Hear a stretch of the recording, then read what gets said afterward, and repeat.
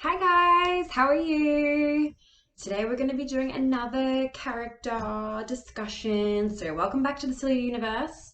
We're going to be looking into the Aquamorphs. So we recently completed a discussion on the Valentine. So we talked about Owen, Raphael, Talon, Nash and Everett, the troublemakers. Today I wanted to chat about the Aquamorphs. So they are a extremely, I guess, polarizing race. They are very dominant. They do not, I guess, or are not very reciprocal. They don't like to communicate with others. They're very narrow-minded. So within AA07 or where we're at with the initial time frame where we meet the characters in, we find out that 1,000 years ago, the Aquamorph Assembly was actually a political party that had reign and got chosen over the Foreign Congress, which is not common. The Foreign Congress have had power for a very long time. They slipped up for a certain amount of time, so the Aquamorph Assembly took reign for a certain period of time. Now, because of that, this particular species, the Aquamorphs, and they're currently led by Adrian, has, I guess, really focused on taking back that power. So working out ways in which they can, make the Thorin look, I guess, pitiful towards everybody else. A lot of people give votes to the Thorin, so don't forget that people actually don't vote. It's the representative of that planet. So, another reason why Kaianan finds the whole system quite, complex, and she doesn't understand, because the people on each planet don't vote. It's the person that represents that whole star system. So say Owen is the person that votes in his electorate for his representative for Dwarric. And so Adrian is obviously for his particular star system. And then you have this really big chip on his shoulder because he wants to be back in power, and he's really adamant that the Thorin are still making a really, they're mincing this job of looking after the Thorin galaxy. It doesn't matter that they're the originals, that they're from the originals, or the narratives of Aura suggest that this is where Homo captiosus began, or where the next species began. The whole point is that, they don't deserve that role anymore just because they're the part of the originals. So he is a very dominant species. They are a extremely capable species as well. So they are probably the most advanced, one of the most advanced in terms of their hybrid. They don't morph back to preform at all.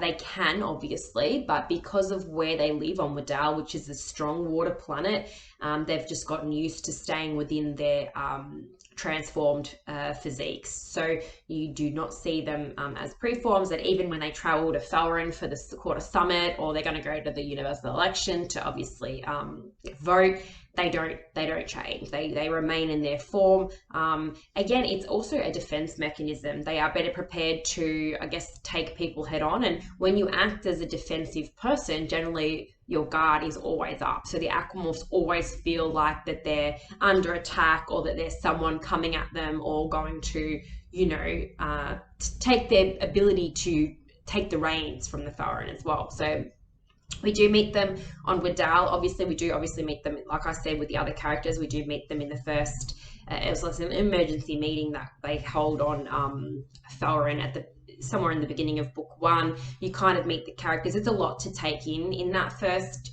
chapter where you meet them all. So don't expect to know all their names and everything about them by then. You will get to know them again. Again, they're all mainly found in the companion novel. If not, they are actually found in book 3 as well. So you do get to know Owen and Adrian quite a little bit more as they interact with our main protagonists and characters like Xandou and Kaianan and Dersji. So yeah, the Aquamorphs are, like I said, they are trained aura users, so they're extremely powerful. The Aquamorph Ledger, they light up in a beautiful deep blue.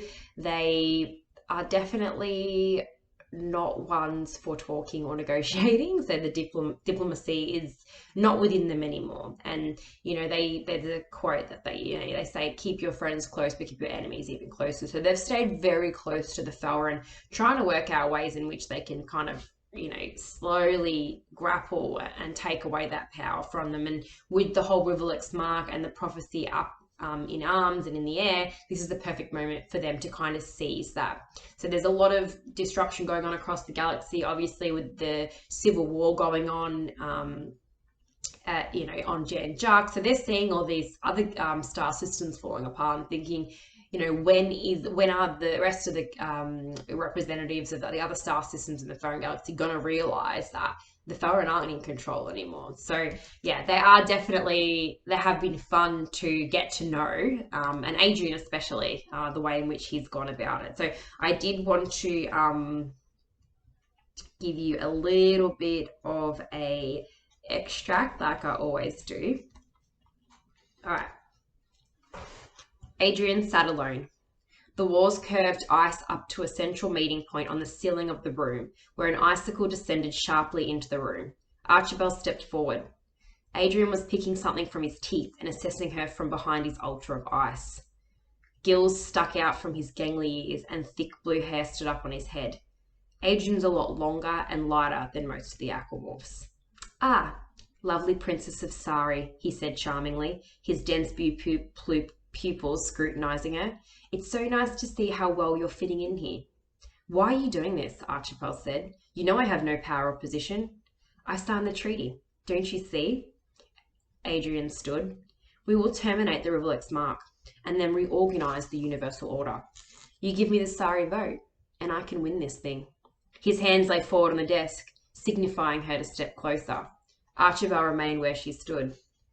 Even if I was reinstated, why should I give you such a substantial vote? Adrian straightened and clicked his tongue in amusement. Well, for one thing, the alternative is no longer incomplete power. The Siliou is perhaps lost. The gatekeepers all but diminished. What are you talking about, no longer in power? The Farron are unstable, he said matter-of-factly. We will regain the power we had 1,000 years ago. Did you want to be on the wrong side of history? What history? The Aquamorphs' history, when they maintained a stronghold on the universal order. I thought you were an ally of the Farron, she snapped. Well, yes, we all need to keep up appearances. The Aquamorph meandered to the front of his desk toward her, seemingly airied. I'm needed on Farron for the verdict. When I return, we shall talk further.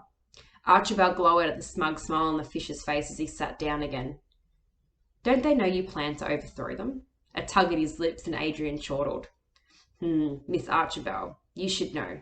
Keep your friends close and your enemies closer, she suggested. Well done. You know, I am not recognized as a leader or ruler of my people or planet anymore. Adrian smiled broadly as he gathered his things to head out. Oh, but your people know bloodlines are the most sacred of all, and you are of pure blood, aren't you, Princess Archibel? Suradika would reinstate you on the spot. Archibel closed her eyes worryingly, knowing that was the truth. Adrian stood alongside her. She continued to face his desk. At the right time, you will be restored to your place, and you will select the Aquamorphs as your preferred party. Then your people can have you. Oh, sorry. He sniggered, then paused, contemplating it. So, that was just a little bit of an extract when obviously Adrian and Archibel have a conversation. I don't want to give too much away of where they are or why they had that conversation, but you obviously find out when you read the companion novel. Adrian and the Aquamorphs are extremely territorial, extremely dominant, slightly war hungry, and really no frills, there's no party tricks to them. They just want what they want. So, I mean, you do have to admire when people are that straightforward about what they want, and, they know how they're going to go about getting it. It's just that there's sometimes a lot of people on your path that don't want the same things. And, sometimes these things come at a cost of bloodshed. So we don't know where it's going to go. Obviously, Archibel feels a certain way about the Aquamorphs as well. So does everyone else that they meet. Obviously, Kaianan gets to know them again, and you'll see that merge over with book 3. So there's a lot of parts of book 3 and Darayan that kind of, overlap. Some chapters are from other characters' perspectives during the same time frame as well. So I really do hope that you will enjoy it. I hope that you've enjoyed the explanation and the chat about the Aquamorphs today. I hope you've purchased the series or are about to purchase the series. If not, you can check out the unboxing or any further characters that we've chatted about today, and you can get your signed copy while the limited edition deluxe package is still available on the website.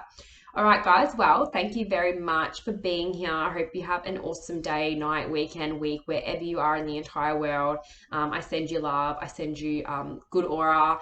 And in this silly universe, I also say to always vector safely.